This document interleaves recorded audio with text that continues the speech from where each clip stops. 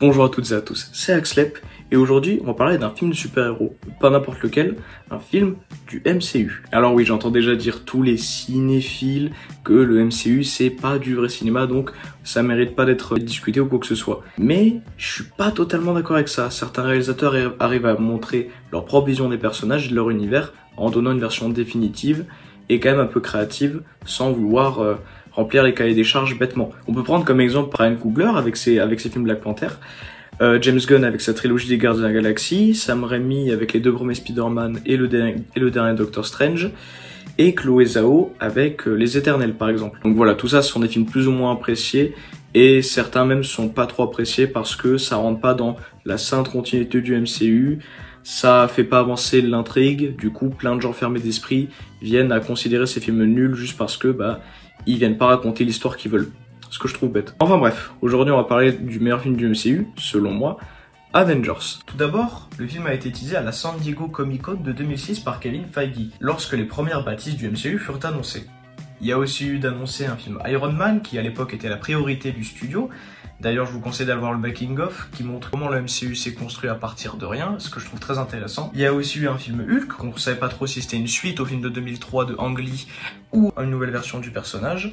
D'ailleurs, les producteurs savaient pas trop non plus, du coup, ils ont appelé le film un requel, qui est un mix entre le mot reboot et sequel, qui en plus de pas être un très joli mot, veut pas forcément dire grand chose. Un film Ant-Man par Edgar Wright, qui devait faire partie de la première phase, mais qui a mis tellement de temps à sortir qu'il est sorti en tant que dernier film de la phase 2, et qui a finalement même pas été réalisé par Edgar Wright à cause de différents créatifs, tout ça pour que le film sorte avant Civil War, pour introduire le personnage. Ce qui n'était pas super utile étant donné que Civil War utilise aucun point du film, donc le personnage est parfaitement compréhensible, même si on l'a pas vu. Il y a aussi eu un film Captain America et Thor qui finiront par être repoussés d'un an car ils ont été annoncés pour 2010 et sortiront au final en 2011, et un film Nick Fury qui n'arrivera jamais et dont les seules traces sont la somptueuse série Secret Invasion. Ouais, ça faisait rêver, ouais, à l'époque. Et en plus de tous ces rapports, on peut noter quelques complications hors caméra, telles qu'un changement d'acteur pour Hulk, parce que Edward Norton n'était pas le mec le plus agréable au monde, encore moins quand il s'agit de faire un film, car il voulait faire le film lui-même et faire de Hulk le vilain principal. À peine égocentrique. Et à l'époque, il savait pas non plus s'il fallait rajouter Spider-Man dans le film ou non, étant donné que le reboot d'Andrew Garfield, à cette époque-là, il savait pas trop si ça allait être dans le MCU ou pas. Donc ouais, un gros bordel scénaristique. Et plus tard fut annoncé un réalisateur, Joss Whedon. Alors même si aujourd'hui il est beaucoup moins respecté qu'à l'époque, à cause de projets clairement mauvais et de différentes accusations, Joss Whedon fut un dieu pour les fans de comics à l'époque. Il a écrit une série de comics X-Men qui est très appréciée et qui est franchement très bonne, et aussi a écrit et réalisé le film Avengers. Et c'est de ce film qu'on va parler aujourd'hui. Mais tout d'abord, regardons le titre de la vidéo. Tu fais quoi? Je regarde le titre de la vidéo. Non, tu regardes juste tes pieds là. Non. Enfin bref, un film parfait. Autant que ça? Bah oui. Et c'est ce que je vais montrer par plusieurs points dans cette vidéo. Et on commence par le premier point, et un de mes préférés. Le film se raconte aussi par l'image. Parmi les 34 films du MCU, seulement un fait l'effort de nous raconter des choses en utilisant le visuel. Je vous laisse deviner lequel. Whiplash. Quoi? Non. Enfin, ouais, mais... Bref. Avengers.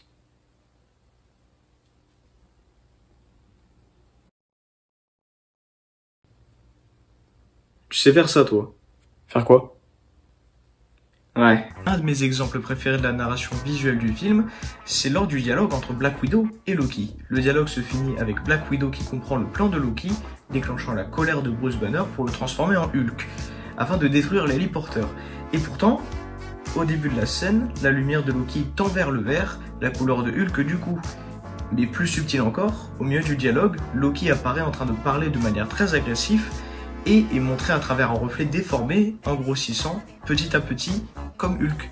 Une autre facette de ce point-là, c'est le montage du film, et le meilleur exemple se trouve au début. Après la séquence d'ouverture, on a le droit à l'introduction des héros un par un, commençant par Black Widow avec une séquence représentant bien mieux le personnage que l'intégralité du film d'Iron Man 2, le film qui l'introduit, finissant par Phil Coulson lui demandant de s'occuper d'une certaine armoire à glace, quelque chose qui n'a pas l'air de la rassurer, enchaînant sur une scène introduisant Bruce Banner, enchaînant avec une scène où Nick Fury parle à ses supérieurs, terminant son dialogue par « On gagne une guerre avec des soldats » et bam, introduction sur Captain America. La scène se terminant par une phrase de Captain America parlant du cube cosmique en disant « Vous aurez dû le laisser au fond de l'océan », enchaînant avec une scène introduisant Iron Man qui commence au fond de l'océan du coup. C'est tout bête, hein, et c'est pas tant subtil que ça, mais ça aide à introduire 6 personnages différents de 5 films différents, réalisés par 4 réalisateurs différents aussi. Et pour conclure sur le montage, je dirais que le film est exemplaire sur ce point. Le film dure 2h20 et j'ai l'impression qu'il dure largement une demi-heure de moins. Mais du coup, pourquoi ce serait lui le meilleur film du MCU, alors qu'il y en a plein d'autres qui sont tout autant excellents, voire même plus, selon certains? Et ben c'est parce que Avengers est un film complet. Quand je parle de film complet, c'est un film qui arrive à combler tous les bons points. Et certains films dans le MCU gèrent la réalisation, mais pas la couleur des images, comme dans Civil War. Et plus tard, les réalisateurs du même film, les frères Russo, s'amélioreront dans Infinity War en nous donnant plus de couleurs, mais en négligeant la réalisation, se contentant de montrer l'action sans aucune intention de mise en scène, bien que ce soit bien fait. D'autres films se contentent d'être très sympas, sans faire beaucoup d'efforts, comme Iron Man ou Ant-Man, et certains nous offrent une réalisation superbe comme Doctor Strange 2, mais un scénario manquant d'un deuxième acte sur les 3. Et Avengers arrive à combler tous les points. J'ai déjà parlé de la mise en scène et du montage, mais les acteurs sont aussi très bien castés. Je vais pas parler de Robert Downey Jr. et de Samuel L. Jackson, car je ne vous apprendrai rien sur leur très bonne performance, mais Mark Ruffalo, par exemple, nous donne un Hulk avec une personnalité et un peu d'histoire au personnage, faisant un meilleur taf dans son jeu qu'un film entier. Pour moi, une fois de plus, que ce film n'est pas sous-coté. Il est juste très moyen. Et la musique, bien sûr, la bande-son du film, c'est la plus connue du MCU. Et c'est la seule qui est clairement iconique. Maintenant, sans négliger les autres, hein, je les adore, je les connais quasi par cœur, presque toutes. Mais c'est la seule qui est autant connue que ça, qui est connue du grand public. Le scénario aussi est très bien. Bien qu'il soit adapté du comics Ultimate, il arrive à donner des surprises dans le scénario et arrive à faire monter la tension, tout en faisant que ce soit agréable, et aussi en nous offrant un combat final incroyable. Et le mot incroyable est un euphémisme, tellement c'est bien. J'espère que ce genre de film et cette magie reviendra pour Avengers Doomsday.